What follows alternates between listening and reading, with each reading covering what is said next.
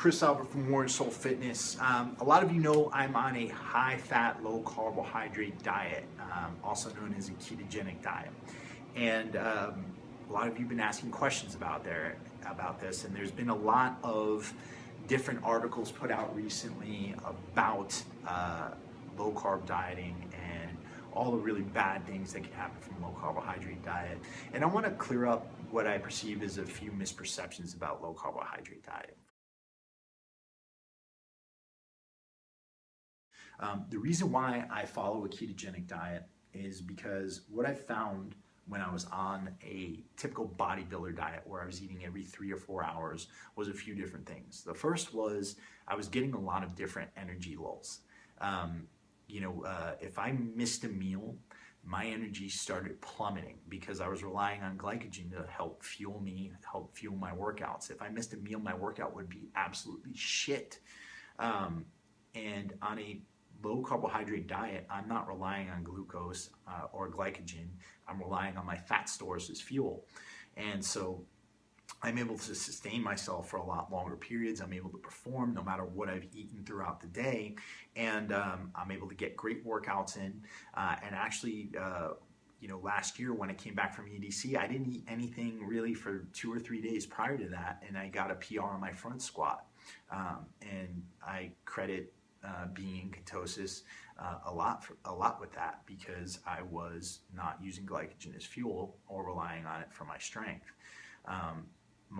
This is even more handy right now during my Spartan race training. I don't really have to worry about consuming sugars or anything like that while I'm training. I am able to go for longer periods of time. I've increased my cardio capacity. I've increased my endurance. And those are just some of the benefits I've gotten from it. I'm still able to lift heavy weights despite being in crazy calorie deficits. And I'm able to get my endurance training in, and honestly, I don't think I've lost that much muscle. Not that I was that big to begin with, but I feel like I look great, I feel great, and I think a lot of people could benefit from this. Now, that's not to say that I'm judging anybody, because there's a lot of people who build significant amounts of muscle and look fantastic on high carbohydrate diets. There's definitely more than one way to skin a cat. I'm also not criticizing vegans. There's a lot of great vegan athletes that I respect, like Ritual, who follows a high carbohydrate, low fat vegan diet. He's an ultra marathoner. He doesn't look like a stick figure. He looks fantastic and is able to perform, and he's a vegan.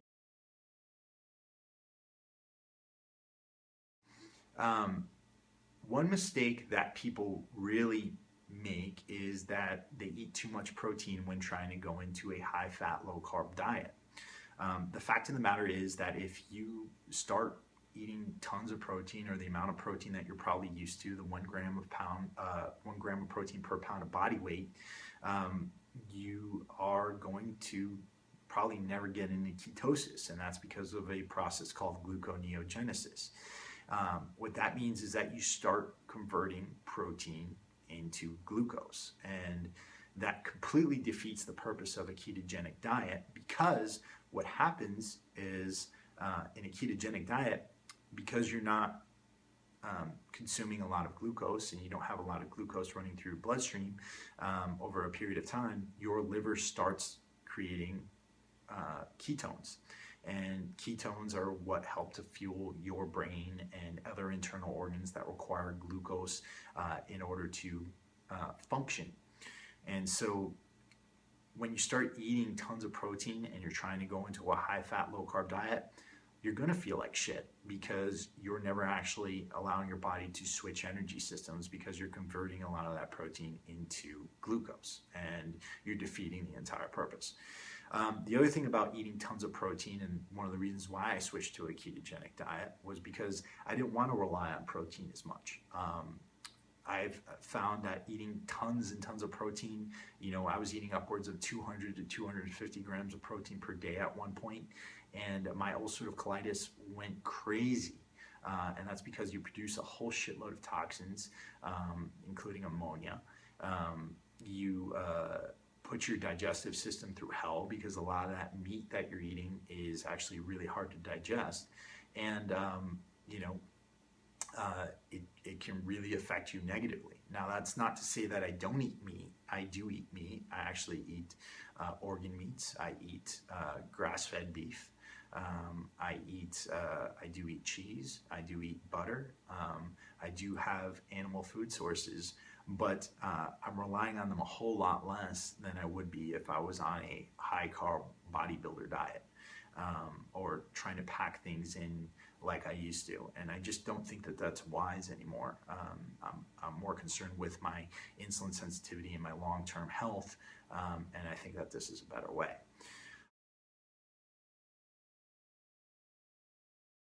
The next thing I want to say is that I do consume a lot of saturated fat, and I think that a lot of mistakes that people make when they try to go into a high-fat, low-carb diet is that they don't consume saturated fats. And the reason is, one, because of hormonal balance. You want saturated fats to help promote testosterone. And a lot of you might be saying to yourself, well, isn't saturated fat bad for you? Doesn't it cause heart disease? The studies actually demonstrate that outside of the presence of glucose, saturated fat does not cause heart disease, because it's not cholesterol or saturated fat that causes heart disease, it's inflammation. And when in the presence of glucose, glucose can actually bind to the saturated fat and can actually get stuck up in the arteries a lot more, and that's what causes inflammation. And I will post links to articles about everything I'm talking about below, so you don't think I'm just talking out of my ass.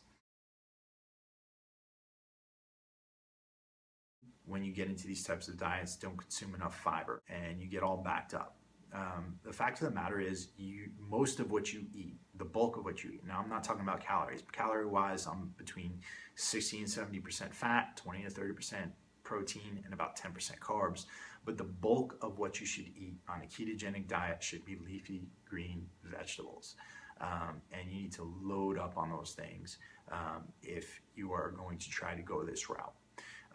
And that means most of your plate should be green.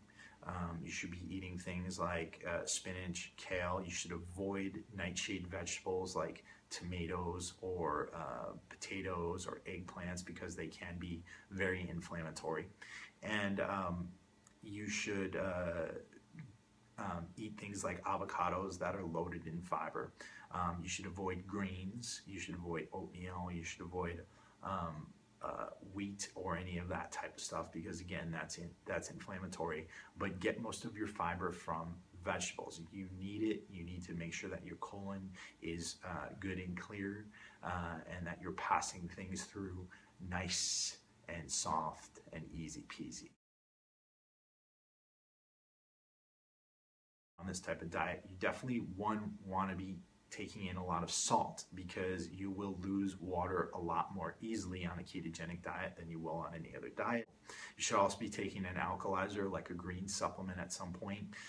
And I'd avoid protein powders for the most part, because they are highly insulinogenic. If you are going to consume a protein powder, I actually prefer vegetarian protein powders to avoid things like whey or casein that can actually increase or decrease insulin sensitivity, because they are so insulinogenic. The question that people have is whether or not they can actually build muscle on a low carbohydrate or ketogenic diet.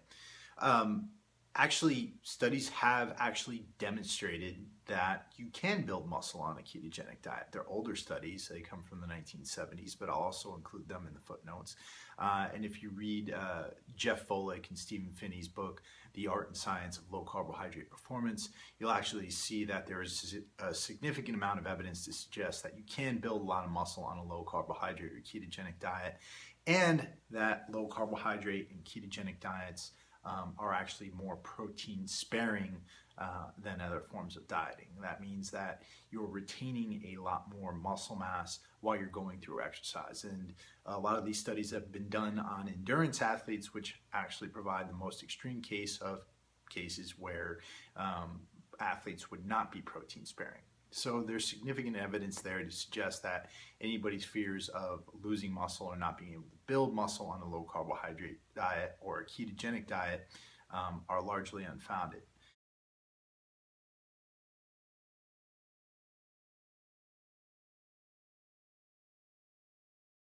that ketogenic doesn't necessarily mean absolutely no carbs.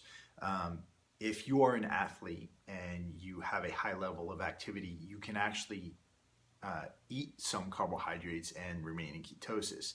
Now that number is probably somewhere between 100 and 150 grams per day. I would save that high of a carbohydrate intake for days when you are going to be particularly active. For most of you, that would be a leg day or a back day. But you know, have your carbs a bit higher on those heavy workout days, and then go to very low carb on your less active days, and on your rest days consume as few carbohydrates as possible, and that will keep you in ketosis, and you'll get the added recovery from the carbs, and in some ways you can get the best of both worlds. So I hope that wasn't too all over the place. If you guys got questions for me, hit me up at gettingyoushredded@gmail.com. I hope this was informative. You can check out warriorsoulfitness.com for different training opportunities and different blogs I put up. And love you all. Peace.